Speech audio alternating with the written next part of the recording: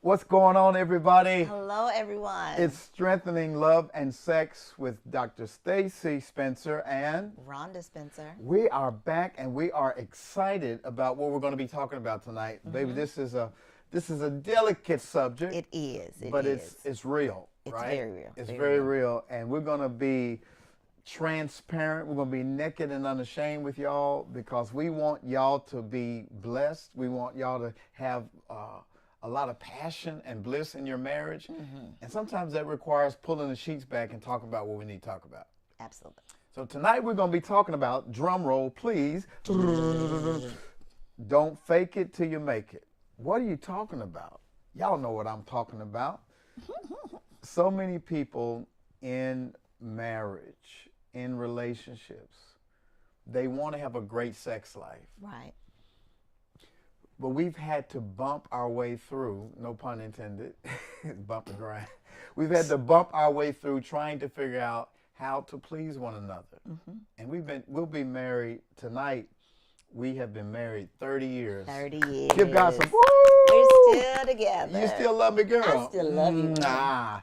30 years we've been married, and baby, it's been a wonderful journey, hasn't it? It has been a wonderful journey with many ups and downs. Many ups and downs, probably more ups than downs. Oh, absolutely. You know, I was reading Michelle Obama's, I saw an interview where she was talking about her new book, and she's like, for 10 years she didn't like Barack. And she said, but she'll take those 20 good years over the 10 that were not so good and challenging. She loves her husband, but she admits that there was 10 years where they were trying to figure it out. Right. And I think that's very brave to say that.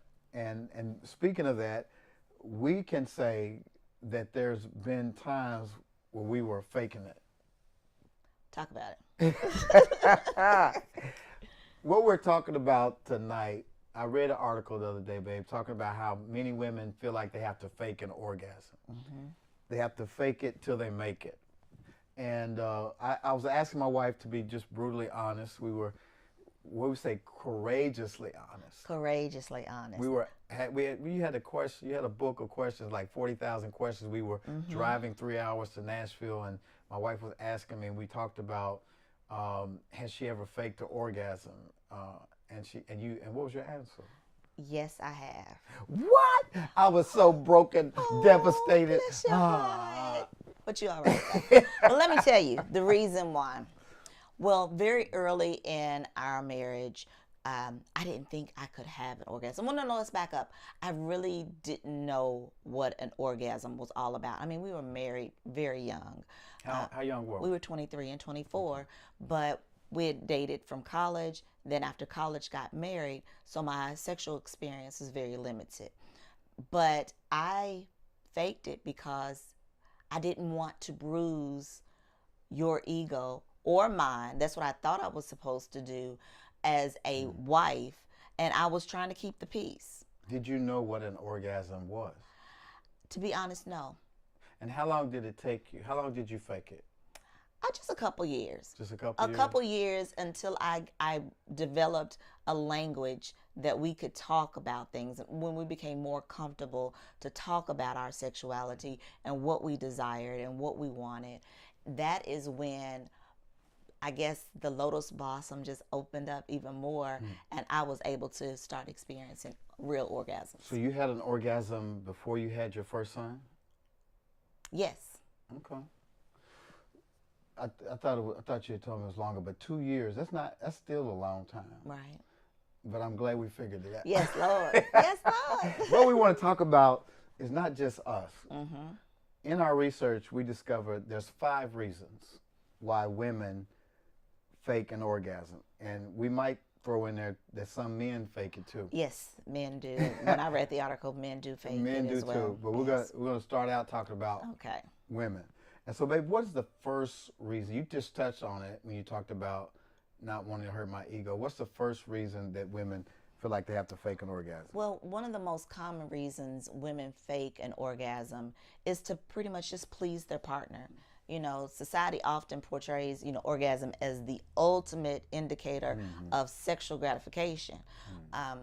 But some women may fake it because they don't want to hurt their partner's ego. How does it? let me say this as a man. I think sometimes my wife is right that men can have a fragile ego because we want to have this sexual prowess. We want to please men. We get rewarded when we feel like we please you all. And we want to, is it good? Was it good? Yeah, baby, it was good. But the indicator that it's good is when we can hear you moaning, or when your body begins to shake, knowing that you've reached that orgasm. It's like, yes, I did it. And so rather than bruising that ego, some women have opted to fake the orgasm. Right. Because moaning is not a good indicator that you're about to orgasm. There are multiple types of orgasms, and some experience all of them, but the moaning is not a good indicator. What's a good indicator? A good indicator is when you can feel your wife's body contracting, the spasms, the rigidness of her body, her legs. It's a total body. When I experience a total body orgasm, I feel it all over my body, and I can't control what my body does. So what is a good way for a woman to be able to tell her husband that I didn't reach my climax without hurting his feelings? Oh, timing is everything. You don't want to tell him in the act unless you've already have experienced your own sexual language where you can communicate openly with your husband and say, I didn't experience an orgasm. I need you to go a little longer. Or I need you to stay in this spot, or let's try a different technique, a different position. But the communication is key there.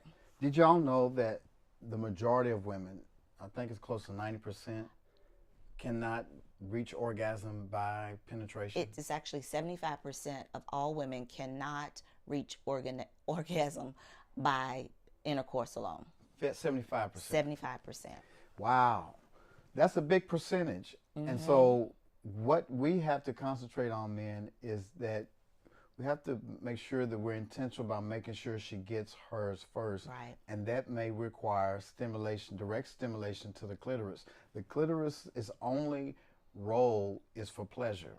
It has 1,000 nerve endings in that gland. It's a horseshoe-shaped organ that is in the vagina lips, and it needs to be given attention so that the woman can be aroused and has a better chance of reaching orgasm, because the majority of women do not reach orgasm through penetration.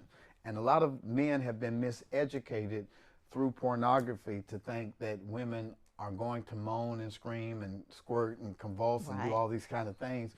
But there's a lot of love and nurture and foreplay and attention and intentionality and erotic consciousness that is necessary for a woman to reach orgasm. What's the second reason, babe, that women fake orgasm? The second reason would be the lack of communication. What do you mean? And lack of communication, again, is not being able to properly communicate to your husband of what's going on or what's not going on. And that could be fear of the wife not feeling like she's enough, that she hasn't been able to reach orgasm, or that she's still just trying to please her husband without even thinking of herself. But that lack of communication on talking it out is crucial. What are they afraid? What are women afraid of? We're afraid that some women will feel like they may be, not seen as abnormal. Because society will want to tell us, oh, you're supposed to be very orgasmic. Well, there's 10 to 15% of women that have never experienced an orgasm in their life. And that's not because they don't want to, it's because they can't. And so very early on, if an orgasm is not experienced, there may be some cognitive dissonance on, is there something wrong with me as to why I can't have this very pleasurable experience? So that pleasurable experience, the first time you experienced it, did you make up in your mind, I'm not gonna fake it anymore? This is too good to miss. What kind of conversation did you have with yourself when you first experienced that? like, oh my God, this is what I've been missing. But even with that,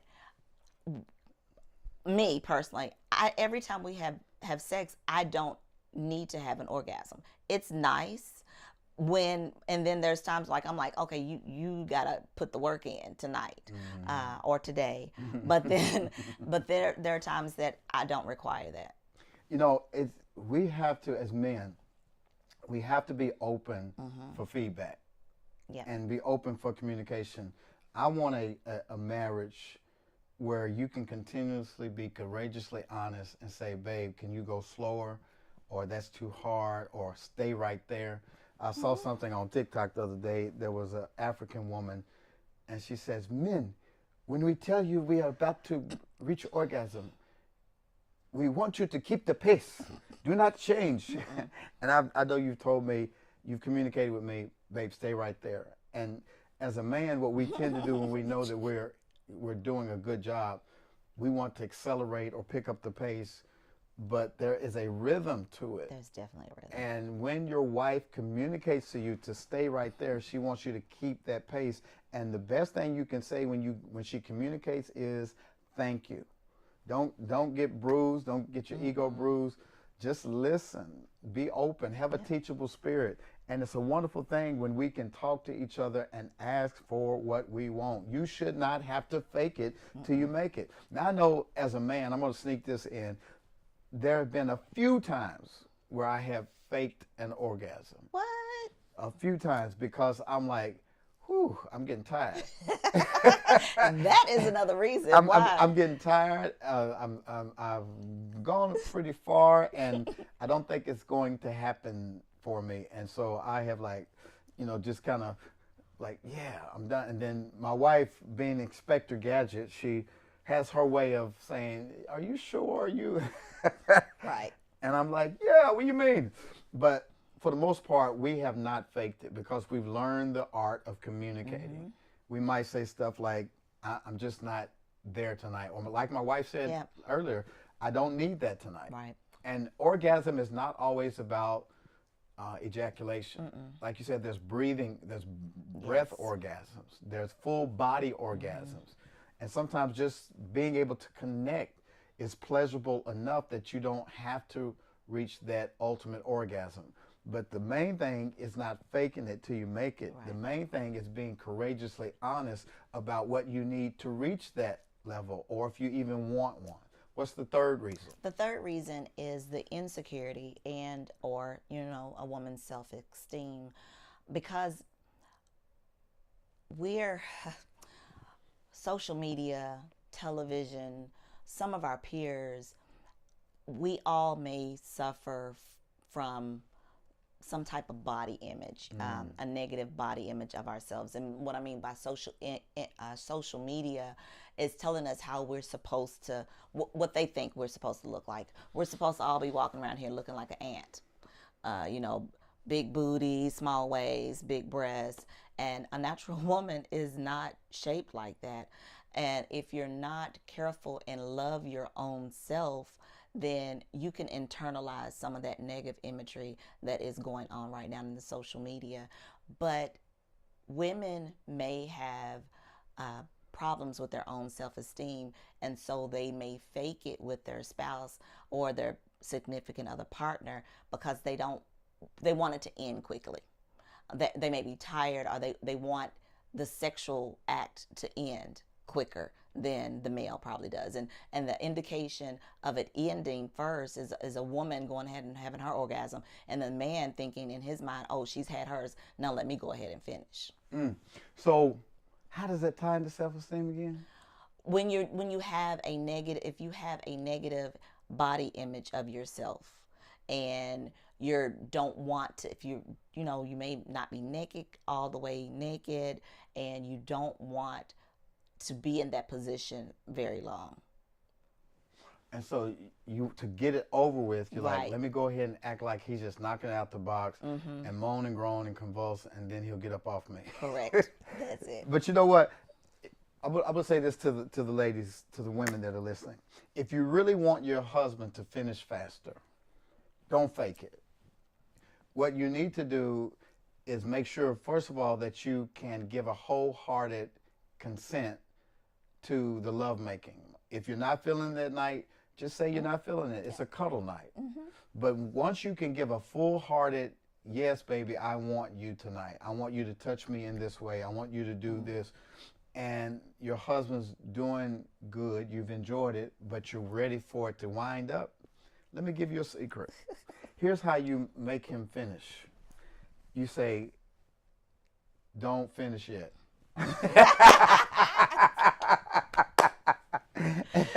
Tell him, no, baby, don't come yet. I'm not ready. It feels so great.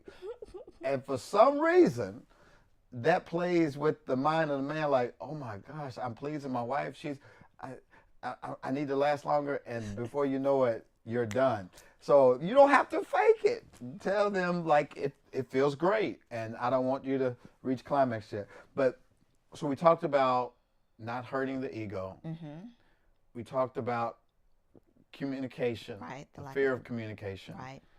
We talked about poor self-esteem, low self-esteem concerning the body. And I want to pick back up on that pornography thing. You know, when I was a young man, probably 12 years old, before I was a teenager, I was introduced to pornography too early.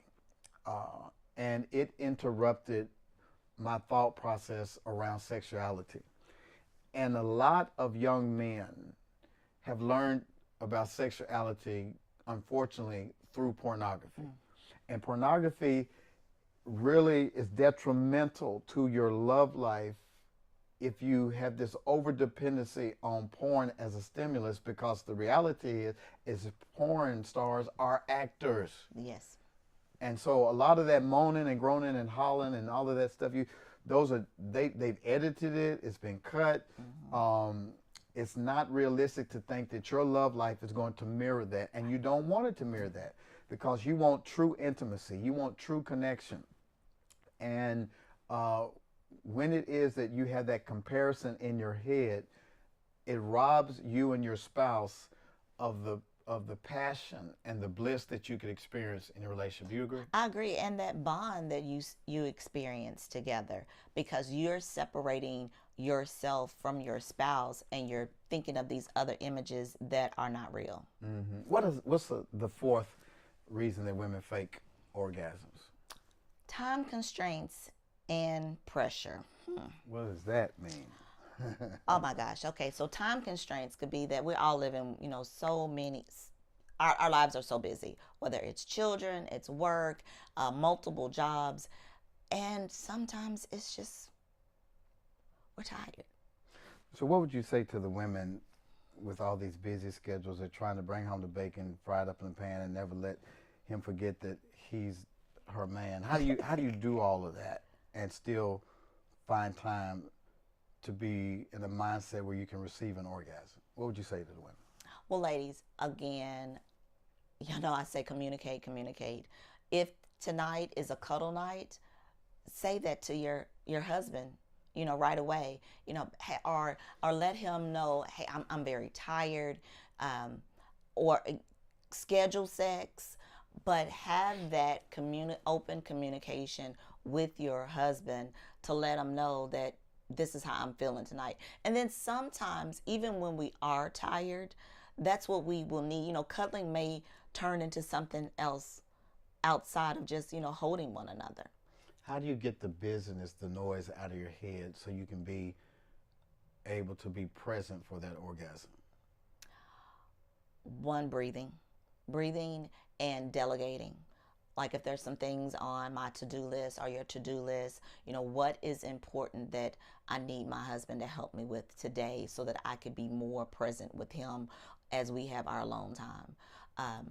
Scheduling time, as if you have small children, who's responsible for bath time, story time. Keep that schedule and give them a bedtime, and give yourself a realistic bedtime where you're going to come and spend time with each other. Yeah. And I would say this to the men, that if you really want to put her in the right headspace, make sure you clear out space, take stuff off her list. I don't like washing dishes. I feel like I do my part, make sure the grass is cut, making sure the bills are paid. But realistically, when I see that the night is getting late and there's some food out on the stove and there's some dishes in the sink, and I see that look in her eye like, buddy, that window is closing. You might not get none tonight. I roll up my sleeves and I go in the kitchen and I wash dishes and I clean up because I want to make room so you won't have all this static in your head like I got to do this, I got to do that, I got to do that. And so I don't want her to fake it. I want her to be erotically present. I want her to be relaxed. And that may mean that I might rub her feet. I might give her a massage. Make sure that she has a nice window of time where she's totally relaxed so she can enjoy. The best love making we have is when my wife is relaxed. Somebody needs to say amen. When it is that your wife is relaxed and she's in a good headspace, some of the best sex we've had is when we go out of town. Oh, absolutely. There's no schedule. There's nobody calling our name. It's just us kicking it and having a good time. I can't wait till the end of the month when we can go to our little week-long vacation to celebrate anniversary and birthdays, because that's the best time. Because why? She doesn't have to clean up the house, you know, and my wife is such a great homemaker. I have to remind her, we have maids at the hotel to make up the bed. You ain't got to clean up nothing. Let's get your beach bag. Let's go down to the beach. Let me put some oil all over your body, and let's go have a good time. And so making sure there's time, her list is empty. And then the last reason, sweetheart, why women can't, why they fake it till they make it is what? The misconception of the female orgasm. All right. Or orgasm. The misconception of the female orgasm. Yeah. There's a misconception that all women should have orgasms during, their sexual encounter, but that's not true. Like we mentioned before, there's about the 10 to 15% of women that have never orgasmed and will not be able to orgasm. And then the 75% that don't orgasm through intercourse alone. So thinking that women should orgasm every time there is intercourse is false, because so many other factors play into that, putting the period at the end of the sentence. I think men, our goal has to be different. We're goal oriented. When we play basketball, I want to shoot a three or a fadeaway jumper, or, I want to make sure that I outscore my opponent. If it's football, you're trying to get in the end zone. When it comes to sex, men have in their mind, I need to give my wife an orgasm. Orgasm should not be the goal. No. The goal should be pleasure, pleasing one another. And connecting to one another. Sex is a spiritual act. It is an act whereby two people connect. There's healing that takes place in sex. There's communication that takes place in sex. There's connection that takes place in sex. It's not just about making a touchdown. Right. The connection is the goal. And sometimes just holding each other. Bruce Lee used to talk about the art of fighting without fighting. Sometimes sex is not penetration. Right. Good sex is getting into each other's mind, because watch this, the biggest sex organ you have is your brain. And we had such a wonderful time driving to Nashville last week, and my wife was talking to me. She didn't go to sleep and let me drive. She said, I got a book, 40,000 questions, and pick a category. We had politics and science and childhood and sex and love and romance. And we talked and talked and talked. And it was so refreshing to get into your head. Because for me, as a man, I want to know what you're thinking. I want to know what's on your heart. And the same with you. You get great joy when I give you more detail. Absolutely. But sex is all about connecting. And when we're able to communicate, when we're able to connect, that's when the orgasms are even greater. Am I right? You're absolutely right. Now, every individual relationship is as unique as a snowflake, but being sure that you're communicating with your husband, with your wife, is key, because faking an orgasm is it's not right. It's not fun. It's deceptive. Just point blank period. It's very deceptive. And we've been married 30 years. Yeah. There's no reason to fake it. You know, I always tell married couples, if we're going to be together forever, Right. ever, man, we got to learn how to have some courageous conversations and to be able to talk about whatever we need to Right. talk about. If I'm not doing it right, tell me how you want it. But babe, that's not. If you're not there, start with the communication language, where your sexual language with your spouse. You and I are very unique. We talk about everything, but some couples may not feel comfortable at this point to talk about, hey, this is what I desire. So start opening the door by communicating and just talking about what you desire as an individual. So what's a starter kit look like for somebody who's uncomfortable talking about sex? What is a communicating in a one-on-one sexual conversation look like? What do you mean communicate about it if you're not used to communicating about it? What does that look like? Open-ended questions. When we make love, what is it that pleases you? How can I please you better? If you could talk to me about anything, give me the very simplest thing you want to talk to me about sex.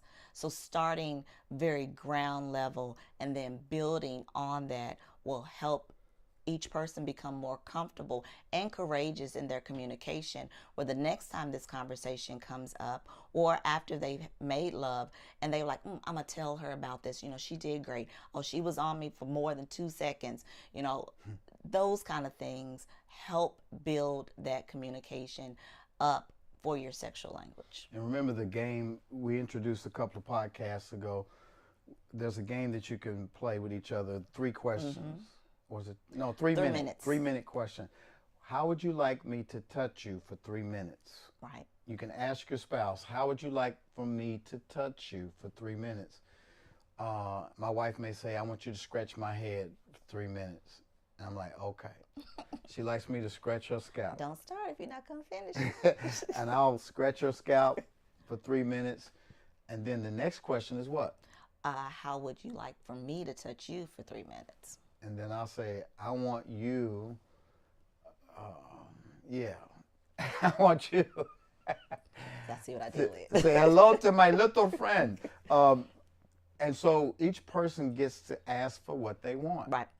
And for 3 minutes. And the whole thing is to know who it's for and to communicate. So hopefully tonight, y'all got it, right? We just wanted to stop by and have a little conversation about how do we not fake it. If you're going to stay married and be in a mutually satisfying sexual relationship, you've got to ask for what you want. You've got to be courageously honest. You don't have to fake it.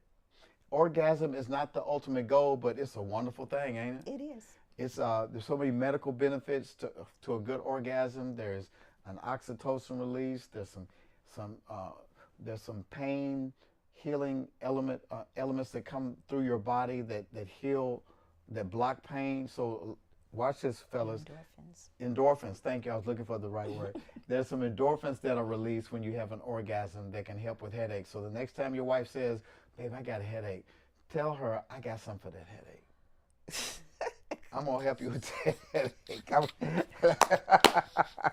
But listen, I hope that you all have enjoyed this podcast. It's been fun talking about this tonight because it's a needed subject. And it's so taboo, especially with Christian folk, with church folk, that, oh my gosh, I can't believe they're talking about orgasm. Why not? Read the whole Song of Songs. It's in there. God gave the woman a clitoris. He gave nerve endings all over our body. We have erogenous zones from the crown of our head to the bottom of our feet.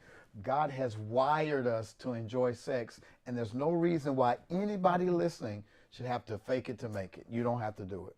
Listen, we told you that we're celebrating 30 years of marriage on tonight, and happy anniversary, baby. And Rhonda and I wanted to give you all something on our anniversary. So the first 30 couples, seriously dating or married couples, the first 30 couples that go and register on Eventbrite. You can go to our website, drstacylspencer.com, and register, or simply go to Eventbrite and look for, was it the seven things that can help to strengthen marriage? Go there and register on Eventbrite. It's free. It's a free master class on September the 21st at 7 p.m. We're going to do a free master's class, and we're going to share about the things we learned in our 30 years of marriage that helped to strengthen our marriage. We've had some ups, some downs, some successes, some challenges, but through it all, God has given us a great marriage. I love my wife. She's my best friend. We travel the world together. We made three beautiful sons together. We've been all around the globe together, and the best is yet to come, and yet we want to share some of our learnings with you. So if you want to be a part of that, simply go to Eventbrite and register. And the first 30 couples that register, we got a special gift. And I'm going to tell you what it is. We got a special gift for you. So go on and register for that. It's coming up soon. Anything else you want to say? No, a happy anniversary to you as well. Thank you. We're so excited that you decided to tune in with us on tonight. And if by chance anything that we're saying to you has blessed you and your spouse, and you want to get more one-on-one time with Stacy and I, we have a group that's called Eden Circle. And if you're interested, please go to theedencircle.com, theedencircle.com. Check us out there and join our group. And please subscribe to our podcast. We're on Apple, we're on Spotify, we're on all of the podcast platforms, so you can get it audibly. So when you're walking or working out, you can listen in your earphones. You can share it with your friends and family. And we're on YouTube. If you want to see us, you can go and subscribe to the YouTube channel, Dr. Stacy L. Spencer's YouTube channel. Listen, we love you guys. We appreciate y'all stopping in. And if this helped you out, share it with 3 people. Share it with 3 people. Don't be greedy. Give to the needy. Somebody else needs to know they don't have to fake it to make it. Until next time, we love you guys, and we'll see you soon. See you soon.